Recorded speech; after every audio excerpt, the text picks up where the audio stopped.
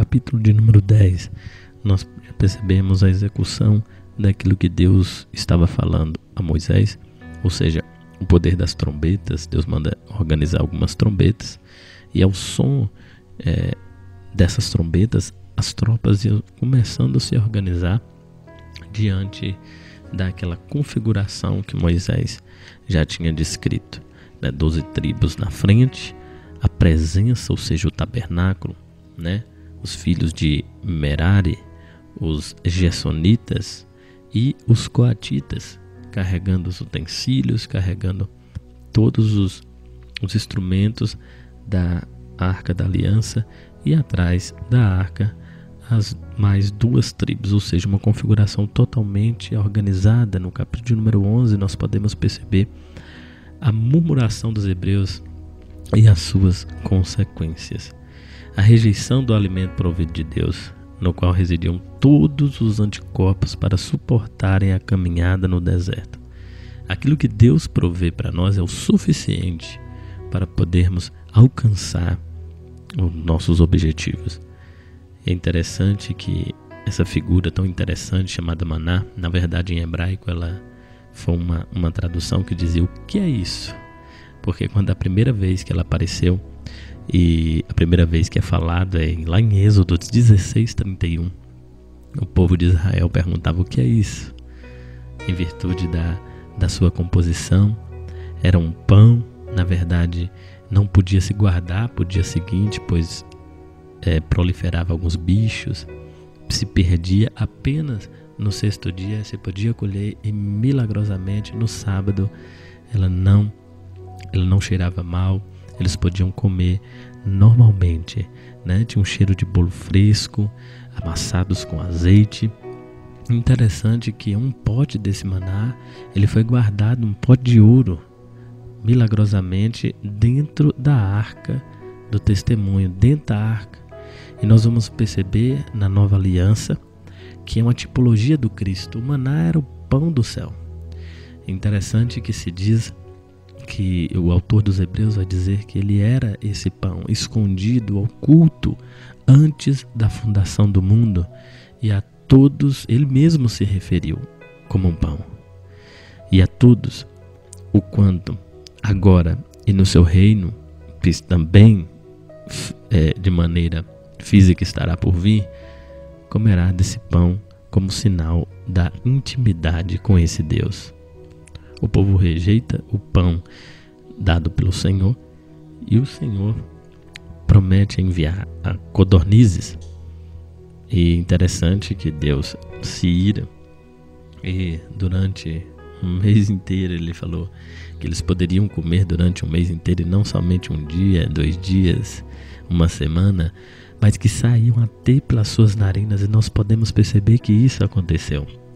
Deus se ira num lugar chamado Kibrot Atavá, que significa o sepulcro das concupiscências, porque ali foi sepultado o povo guloso. O povo começou a desesperar, a catar, a recolher todas as codornizes de manhã, de noite, não dormiam. E a ira do Senhor se acendeu contra o povo, e ele feriu o povo com grande castigo naquela época.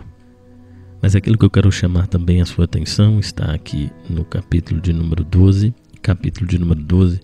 versículo de número 2, a qual Miriam e Arão, irmãos de Moisés, começam a se rebelar um pouco contra a liderança de Moisés. E nós vamos perceber o quanto que isso é um pouco perigoso.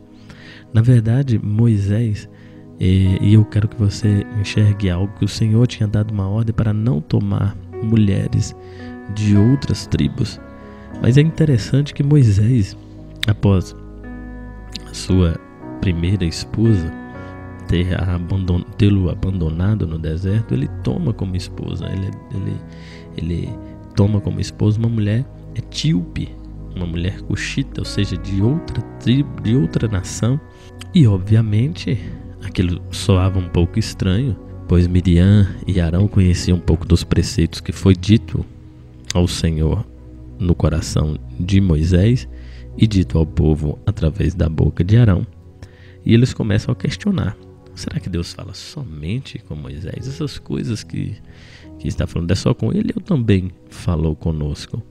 E é interessante que aqui mostra que Moisés era um homem muito manso e humilde. Interessante que mais do que todos os homens que havia sobre a face da terra. Isso me alegra, porque eu lembrei bem aqui agora das cenas em que Moisés se ira, em que Moisés diz que prefere a morte do que seguir com esse povo obstinado, em que Moisés quebra as tábuas que foram escritas pelo dedo de Deus, e ainda assim se diz aqui na escritura que não havia homem sobre a face da terra tão humilde como Moisés. Então, quero chamar para vocês para visualizar uma cena de um juízo que irá acontecer nesse momento.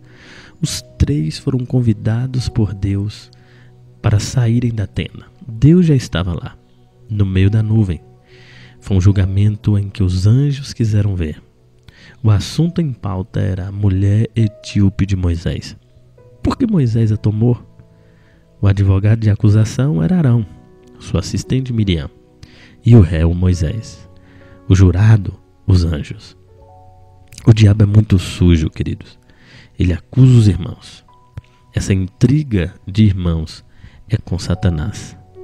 O que ele mais ama são famílias desunidas, ministérios desunidos, a sua igreja desunida.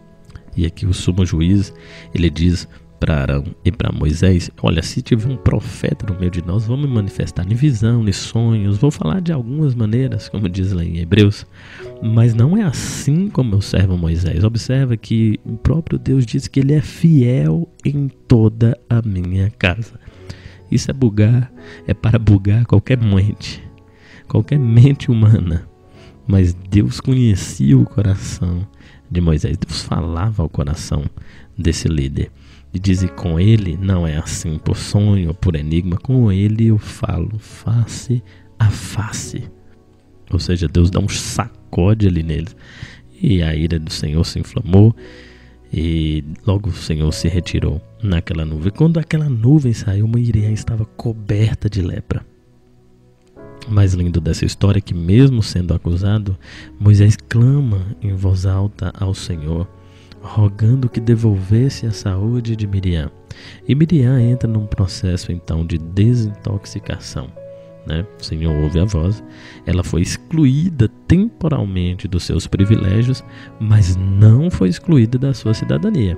O povo esperou e não partiu até que Miriam fosse restaurada.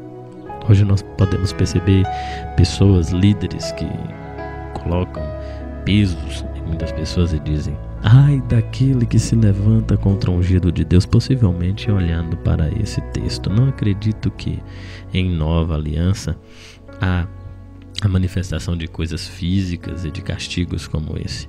Mas obviamente esse mesmo princípio ele se segue. Nós acreditamos que Deus dá sempre visão à liderança, mas o trabalho sempre é feito, como diz o meu mentor, pela equipe. Quando se começa um burburinho de que aquilo que Deus está falando àquela liderança não é realmente assim, com certeza há uma ira do Senhor que se manifesta. Há uma ira do Senhor que se manifesta. É interessante que mesmo, às vezes, muitos líderes terão visões que aparentemente sairão um pouco do quadro, mas o Senhor conhece o coração. Ele diz: ele é fiel em toda a minha casa. Algumas decisões são um pouco difíceis de compreender, mas o Senhor conhece o coração.